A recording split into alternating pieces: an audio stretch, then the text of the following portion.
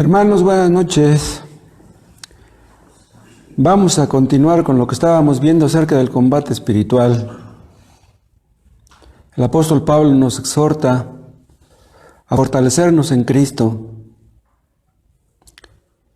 Somos débiles, en nosotros mismos no podemos vencer, es imposible. Si Dios no nos ayuda, el enemigo nos zarandea, nos come vivos. Dice el apóstol en Efesios 6:10: por lo demás, hermanos míos, y en el poder de su fuerza. ¿Qué tanta fuerza tendrá el Señor? Nosotros no tenemos, pero Él la tiene toda, todo el poder, toda la fuerza. Vestíos de toda la armadura de Dios para que podáis estar firmes contra las acechanzas del diablo. La palabra acechanzas habla de que el diablo tiene una mente. El diablo planea. El diablo es astuto. El diablo quiere destruirnos. Lo intenta de muchas formas. Quiere derribarnos. Y estaremos firmes solamente con el poder de Dios. Y luego dice el 12, porque no tenemos lucha contra sangre y carne, sino contra principados, contra potestades, contra los gobernadores de las tinieblas de este siglo, contra huestes espirituales de maldad en las regiones.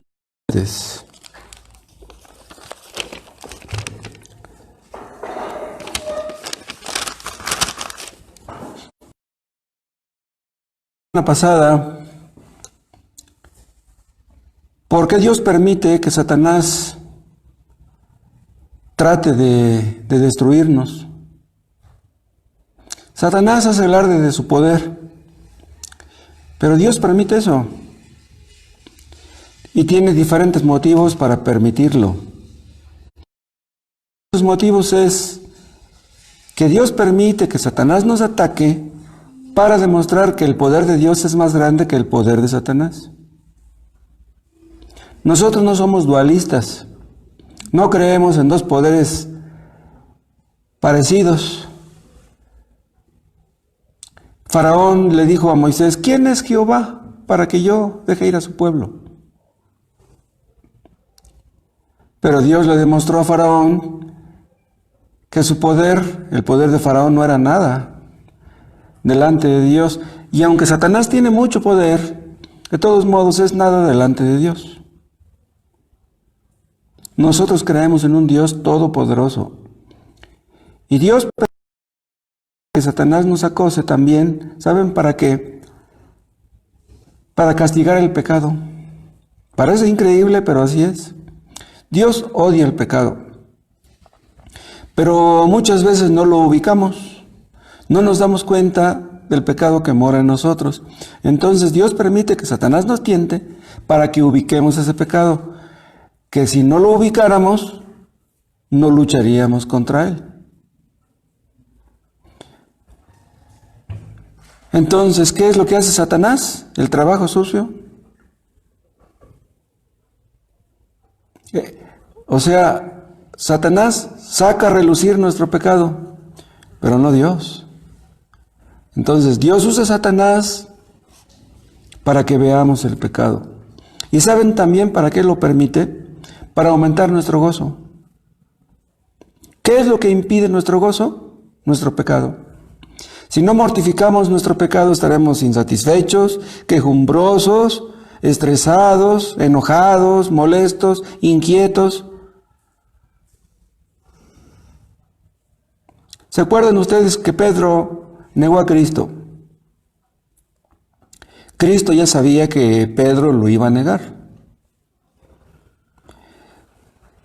Satanás le pidió permiso a Cristo para zarandear a Pedro.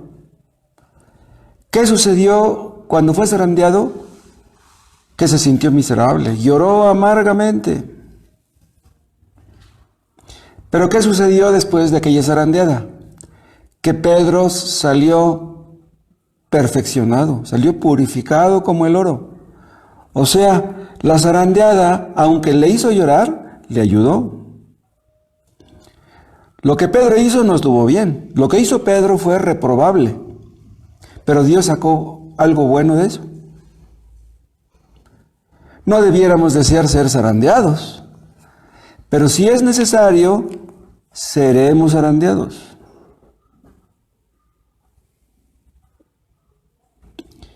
Satanás zarandeó a Pedro. Pero hay de zarandeadas a zarandeadas. Si Satanás nos zarandea y sacamos provecho de ello, pues entonces no lamentaremos haber sido zarandeados. Lo que sucede cuando somos zarandeados es que aprendemos de los errores cometidos. No nos gusta cometer errores. No queremos ofender a nuestro Dios, no queremos ofender a nuestro Padre. Lo amamos.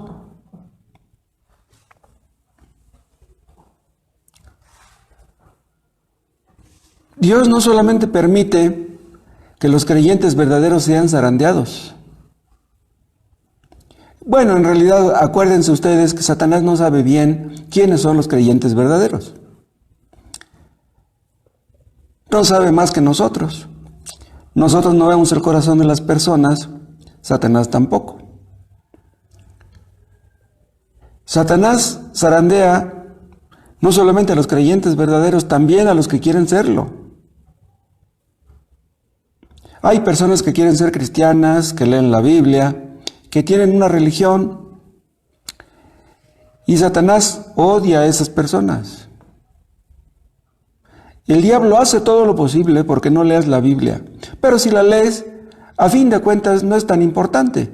Lo importante es que tú obedezcas, pero Satanás no quiere que tú obedezcas. Si tú lees y no obedeces, a él no le preocupa eso. Satanás tiene mucha gente que le sirve. Incluso hay pastores, hay predicadores que sirven al diablo. Ellos creen que están sirviendo a Dios, se paran detrás del púlpito, abren la Biblia y ustedes pensarán pues que están sirviendo a Dios. Pero acuérdense que Cristo dijo, muchos me dirán en aquel día, Señor, Señor, ¿no profetizamos en tu nombre? ¿No predicamos en tu nombre? Eso es lo que ellos pensaban, que predicaban en el nombre de Cristo, que predicaban para servir a Cristo, para agradar a Dios. ¿Pero qué les va a decir Cristo? Nunca los conocí. Los falsos maestros creen que sirven a Dios. Puede ser lo que predican, ellos están sirviendo al diablo. ¿Un pastor se va a salvar porque predica? No. ¿De qué sirve que tú prediques si no pones en práctica lo que predicas? Si no pones, sería mejor que ni predicaras, porque el hecho de que predicas aumentará tu condenación. El día del juicio, muchos que creían servir a Dios descubrirán con espanto que servían a Satanás. Entonces, examínate concienzudamente, examínate a fondo, no sea que creyendo que estás sirviendo a Dios, en realidad estás sirviendo al diablo. ¿Saben ustedes que Satanás siempre quiso infiltrar a sus siervos en las iglesias de Cristo? El apóstol Pablo habla en cierta parte de falsos hermanos. ¿Quiénes son los falsos hermanos? Pues son personas que dicen ser cristianas, pero que sirven al diablo, que están metidas en una religión, pero que no sirven a Dios. Los cristianos verdaderos no son porque rinden un servicio externo. Los cristianos verdaderos sirven a Dios, pero de manera interna. Dios no se fija Dios se fija en tu corazón, porque haces lo que haces. Dios ve los motivos. Hay más que se ven muy atractivos, se ponen una sotana muy bonita, sotanas muy llamativas, muy vistosas. Sus altares son atractivos, son costosos. ¿Sirven a Dios? No. Sabemos que no. ¿Dios se fija en ese aparato? ¿En todo lo que esos falsos maestros hacen? A Dios no le importa tanto,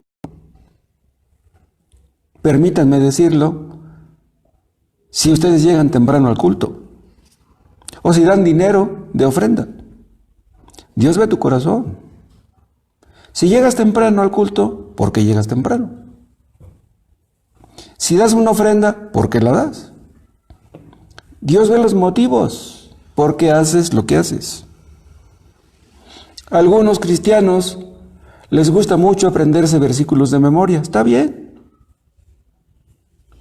Pero si tú te aprendes versículos de memoria, ¿cuál es el motivo? Porque una persona puede aprenderse cientos, tal vez miles de versículos de memoria sin que los ponga en práctica. Entonces, ¿de qué le serviría a esa persona aprenderse de memoria tantos versículos? Ustedes sabrán que hace algunos años, no tantos, estaba prohibido leer la Biblia. Pero ahora todo el mundo tiene una, casi todo el mundo. Pero ya lo dije, al diablo no le preocupa que la gente lea la Biblia. En un sentido, al diablo le sirven más los que leen la Biblia y no la obedecen que los que no la leen. ¿Me explico? Si tú lees y no obedeces lo que lees, estás sirviendo al diablo. No te vas a salvar porque leas la Biblia. Algunos hablan como cristianos. Tienen un lenguaje parecido al de los cristianos. Imitan la forma de hablar de los cristianos. Pero el hecho de que hablen así no quiere decir que sirvan a Dios. Es posible que hablen como cristianos y que actúen como diablos. Algunos no quieren ser cristianos porque dicen, yo tengo un pariente que es cristiano. Yo tengo un pariente que es pastor. Pero es un malvado. Si vieras cómo habla, le presté dinero y no me quiere pagar. Maltratan a los que los rodean y dicen que son cristianos. Tienen problemas con todos. Cuando Cristo venga, sacará a relucir los hechos de todas estas personas. Cuando Cristo venga, hará una separación entre los que son suyos y los que no lo son. Los que le servían y los que no le servían. Entonces se verá claramente, si aquí no se veía, entonces se verá claramente quién servía a Dios y quién no. Una de dos, o servimos a Dios o servimos al diablo. No hay neutralidad aquí. Nadie puede servir a dos señores. O servimos a Dios o servimos a Cristo. Cristo les dijo a los fariseos, ustedes de labios me honran, pero su corazón lejos está de mí. ¿Por qué le honraban? Porque se aprendían los textos, porque iban a la sinagoga a cantar. Dios no se fija si cantas muy bonito, Dios se fija si le obedeces. Por naturaleza todos nacimos siendo esclavos de Satanás. Todo inconverso es esclavo de Satanás, lo crea o no, lo reconozca o no. Y saben una cosa, cuando una persona sirve a Satanás y de repente empieza a leer la Biblia, empieza el asedio, empieza el acoso, Satanás no te va a soltar. Si tú aún no eres cristiano, pero estás leyendo la Biblia, Satanás te va a poner muchos obstáculos. Satanás no suelta a sus siervos fácilmente. Satanás no quiere que sirvamos a Dios.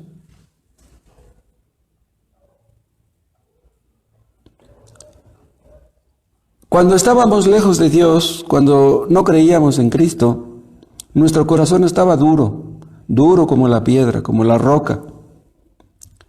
¿Quién puede ablandar un corazón así? Solamente el Espíritu Santo. El Espíritu Santo interviene, aplica las verdades que estás leyendo a tu conciencia, a tu corazón, y de repente te conduce a doblar tus rodillas, te arrepientes, confías en Cristo, ya tienes el Espíritu Santo, ya naciste de nuevo. Entonces el corazón de piedra se ablanda, Se hace compasivo, tierno, afectuoso, amable. Acuérdense de Saulo de Tarso. Era un hombre duro. Quería ver muertos a los cristianos. Pero Cristo se le apareció, el Espíritu Santo obró en él. ¿Y se acuerdan qué dijo cuando estaba en el suelo? Señor, ¿qué quieres que haga? Cuando Saulo le dijo eso a Jesús, el Espíritu Santo ya había obrado en él. Vean ustedes cómo el Espíritu Santo obró así. La transformación, la conversión de Saulo de Tarso fue algo sorprendente. Saulo de Tarso creía que Cristo era un impostor, pero en ese momento cuando se bajó de su caballo y el Espíritu Santo obró en él, cayó de rodillas delante de Jesús. Señor, ¿qué quieres que haga? Toda persona convertida llega a ese punto, a doblar sus rodillas, a reconocer a Jesús como su Señor y decirle, Señor, ¿qué quieres que haga? El Espíritu Santo hace lo que ningún predicador puede hacer. Ningún predicador puede salvar a una persona. Ningún predicador, por muy elocuente que sea, por muy bien que predique, puede salvar a una persona. El único que puede ablandar el corazón endurecido es el Espíritu Santo. Dios rompe las cadenas del pecado milagrosamente. De manera que un hombre que era soberbio, borracho, mal hablado, ladrón, de repente cae de rodillas delante de Jesús y le dice, Señor, ¿qué quieres que haga? Saulo de Tarso había vivido muchos años en las tinieblas, pero cuando Cristo se le apareció, quedó cegado. La luz de Cristo era tan intensa, más intensa que la luz del día. Saulo de Tarso quedó ciego. Vean ustedes lo que puede hacer el Espíritu Santo. Yo les pregunto a ustedes que me están escuchando, ¿el Espíritu Santo ha hecho esa obra en sus corazones?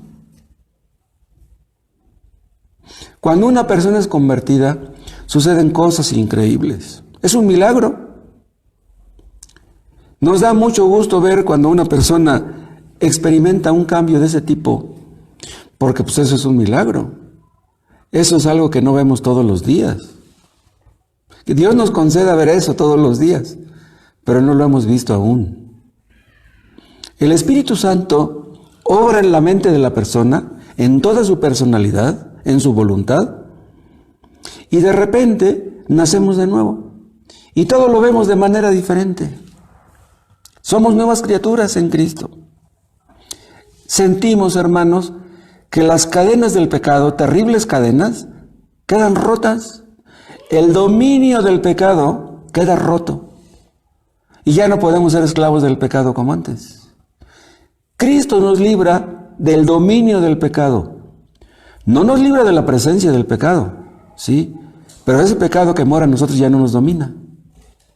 Ya no nos controla. ¿Entienden ustedes lo que les estoy diciendo? Un hijo rebelde, un hijo necio, desobediente, ¿cómo será humilde y obediente? Si el Espíritu Santo no lo hace, nadie puede. Tú no puedes hacer que tu hijo desobediente se convierta en obediente con el cinturón en la mano. Sí, lo vas a disciplinar, hazlo. Pero el hecho de que tú disciplines a tu hijo no garantiza que tu hijo va a ser obediente. El único que puede hacer que un hijo te obedezca de corazón es Dios. Cuando una persona nace de nuevo por el Espíritu Santo, no lo vemos nosotros. El nuevo nacimiento es algo que solamente Dios puede ver. Es algo que es obrado secretamente en el corazón del hombre. Es algo invisible a los ojos del ser humano. Pero el viento del Espíritu Santo sopla y vemos sus efectos. O sea, más o menos podemos darnos cuenta cuando una persona es convertida. Las leyes de Satanás y las leyes de Cristo son completamente diferentes. Yo les pregunto a ustedes, ¿qué ley están obedeciendo? ¿Cuál es la ley de Satanás? La ley del pecado. ¿Cuál es la ley de Cristo? La ley del amor. ¿Andas tú amando a Cristo y a tus enemigos? Entonces Tú eres creyente. Solamente un creyente puede amar a sus enemigos. Pero si tú vives en pecado, no puedes decir que seas cristiano. ¿Qué es lo que más deseas tú en tu corazón? Lo que los cristianos verdaderos desean en su corazón es agradar a su Dios, obedecerle de todo corazón. No quieren ofenderle más. Pero hay algunos que el pecado los ha cegado tanto que confunden lo bueno con lo malo, lo santo con lo profano. En siglos pasados, no hace mucho, había algunos que mataban a los cristianos y creían que estaban sirviendo a Dios. ¿Cuánta maldad debe haber en una persona para andar matando gente y creer que está sirviendo a Dios? Si alguno de ustedes que me escuchan odia a los cristianos, no es posible que ustedes sean cristianos. No es posible. Un cristiano ama a los cristianos, ama a sus hermanos. Si Satanás viene y te tienta, analízate cómo reaccionas. Si Satanás te da tus sugerencias, ¿cómo reaccionas?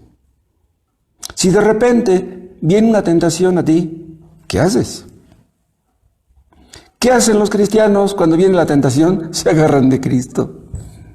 Ahí está nuestro refugio, nos fortalecemos en Él. Solamente Él puede ayudarnos a vencer la tentación. Nos agarramos de Cristo y nos agarramos de su palabra. Pero los hipócritas dicen que quieren obedecer a Cristo, pero ¿saben qué hacen cuando viene la tentación? La reciben con los brazos abiertos. Vean, a Cristo no lo reciben con los brazos abiertos, pero la tentación sí. Una persona que quiere pecar, cualquier pretexto es bueno. Pecar es muy fácil. Vivir una vida santa no, pero pecar es muy fácil, cualquiera lo hace. En realidad, para pecar no se necesita ser inteligente. Pero no cualquiera obedece a Dios. Los que obedecen a Dios son aquellos que tienen el Espíritu Santo, los que han nacido de nuevo. Si tú eres tentado, ¿qué haces? ¿Acudes a Cristo para que te proteja, para que te libre? ¿Saben ustedes qué hacen los hipócritas? Los hipócritas parece como que quieren dejar de pecar, pero en el fondo aman el pecado. Entonces, como aman el pecado, ¿cómo es posible que le digan a Dios sinceramente, no me dejes caer en tentación? Dios te dejará que caigas porque Él sabe qué es lo que amas. Hay personas que nunca llegan a ser salvas porque aparentemente quieren dejar el pecado, pero en el fondo lo aman. ¿Cómo impedir a Dios que caigas en tentación si Él sabe que eso es lo que te gusta? ¿Te gusta? Los cristianos tenemos temor de Dios, pero ese mismo temor que nos aparta del pecado a los creyentes, ese mismo temor aleja a los hipócritas de Cristo. Los acerca al pecado y los aleja de Cristo y los acerca al pecado. Entonces, aunque tú le pidas a Dios que te aparte del pecado, Él te dejará que caigas, que te revuelques. ¿Eso es lo que quieres? Pues peca.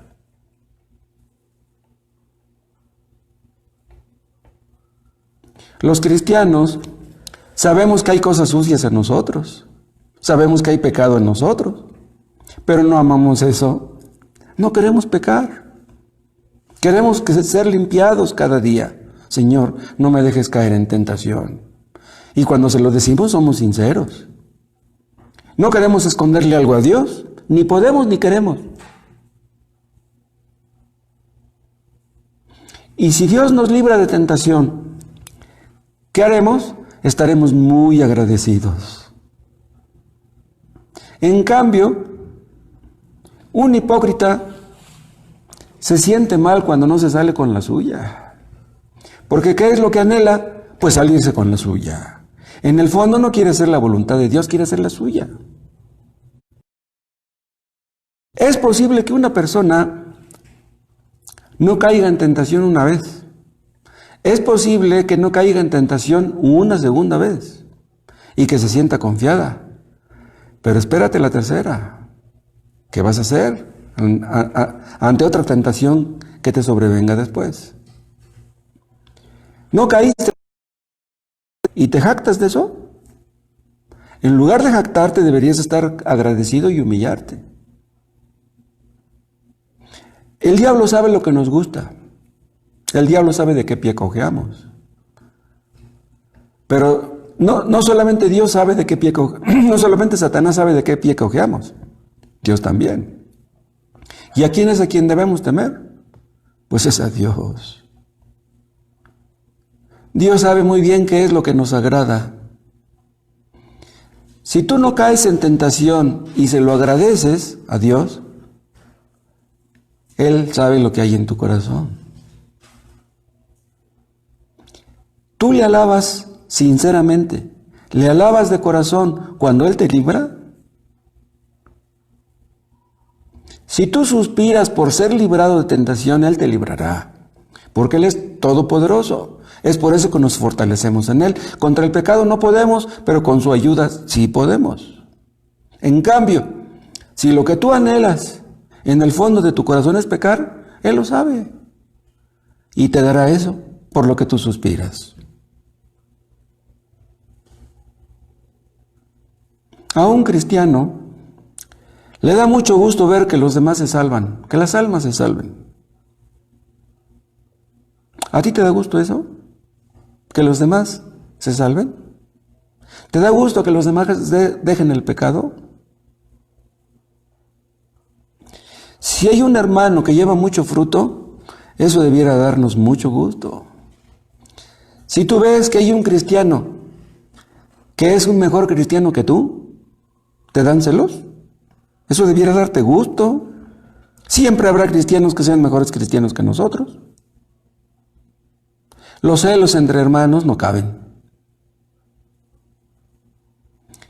Si yo veo que hay un hermano que anda mal en algo, eso no puede darme gusto, eso me da tristeza. Si yo veo que un hermano cae en pecado, eso me da mucha tristeza, eso no es bueno. En cambio, a los hipócritas les da gusto que otros pequen. Ahí está. No que decía que era cristiano, míralo. Qué bueno que pecó para que se le quite. Pero si tú ves que hay hermanos que llevan fruto, no solamente los admires, trata de imitarlos. Que Dios nos conceda que así como hay otros hermanos que llevan fruto, pues podamos llevarlo también nosotros. Oraremos porque nuestros hermanos lleven fruto y no oraremos porque lo llevemos nosotros. Si otros llevan fruto, ¿nosotros no podemos llevarlo? No sabemos cuánto tiempo vamos a vivir, mucho menos con esta contingencia. En cualquier momento podemos morir. Pero no importa si vamos a vivir mucho tiempo o poco. Lo que importa realmente es que el tiempo que vivamos, lo vivamos para la gloria de Dios. Sea mucho o poco. Ni tampoco importa mucho dónde estamos colocados, si tenemos un trabajo humilde o no. Si tenemos un trabajo humilde, que Dios nos conceda servirle con alegría.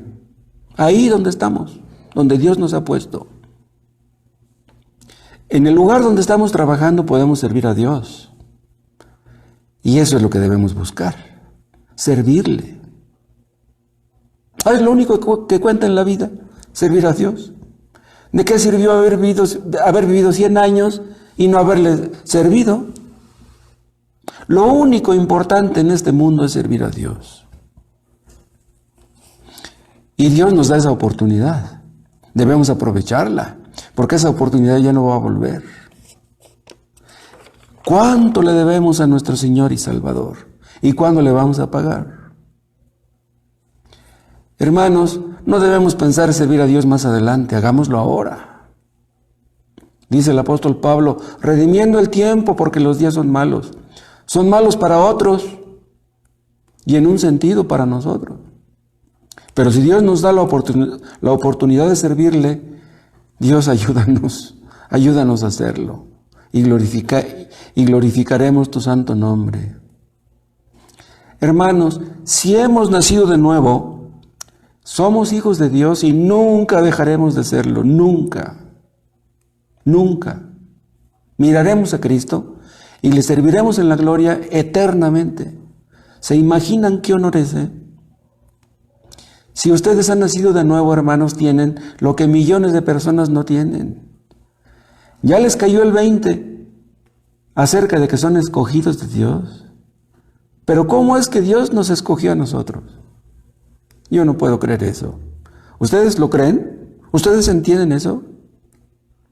¿Qué clase de futuro nos espera? Cerca de Cristo. Si servimos a Cristo aquí, hermanos, Dios no se va a dar por mal servido.